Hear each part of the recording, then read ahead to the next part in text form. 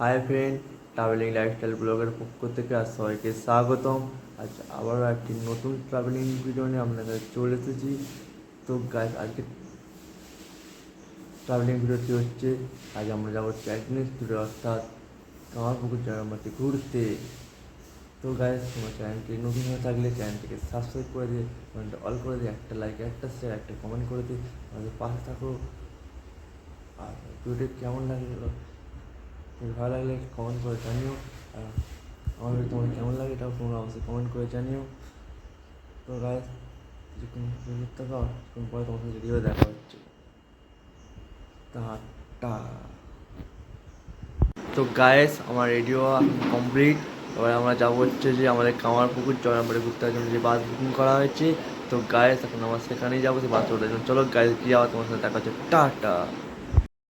তো গাইস, আমরা এখন অবশ্যই বাসে উঠে পড়েছি, আবার যাবো হচ্ছে কামারপুকুর। তো গাইস, কামারপুকুর গিয়ে তো গায়েস, এটি হচ্ছে হালদার পুকুর। এই পুকুরেই ঠাকুর স্নান করতেন তার বন্ধুদের নিয়ে, এবং এই কামারপুকুর গ্রামে ঠাকুরের জন্ম হয় 1836 খ্রিস্টাব্দের 18ই ফেব্রুয়ারি।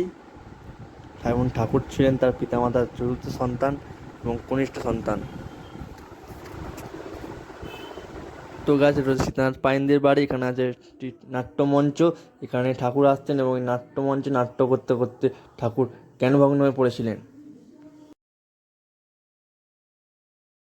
এছাড়াও এখানে রয়েছে জমিদার ধর্মদাস লাল বিষ্ণু মন্দির এবং ঠাকুরের ছেলেবেলার বিভিন্ন স্মৃতি।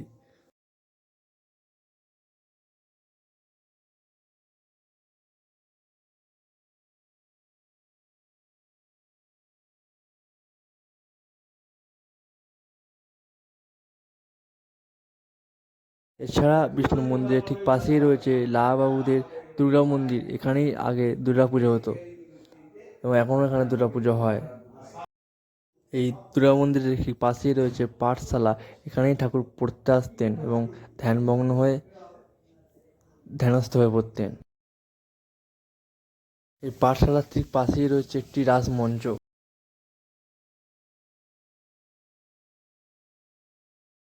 এছাড়াও এখানে রয়েছে গোপেশ্বর শিব মন্দির। এখানে আর রয়েছে ধনিকামারী মাতার মন্দির।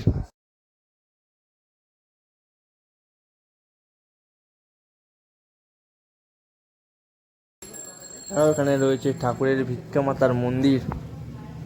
আরও রয়েছে এখানে দয়াল সত্যপীঠ বাবার মন্দির। এই পুকুরের নামকরণ করেই আমাদের গ্রামের নাম হয়েছে কামারপুকুর। কামারপুকুরের আগে নাম ছিল শুক্লালগঞ্জ। আপনারা ওই যে ধনী কামারনি দেখলেন, ওই কামারদেরই পুকুর ছিল এবং চারিদিকে কর্মকারদের বসত ছিল, সেই জন্য এই পুকুরটার নাম হয়েছে কামারপুকুর। এই পুকুরেই স্নান করে ঠাকুরের মা চন্দ্রামণি দেবী ওই গোপেশ্বর শিবের মন্দিরেই হত্যা দিয়েছিলেন এবং ওখান থেকে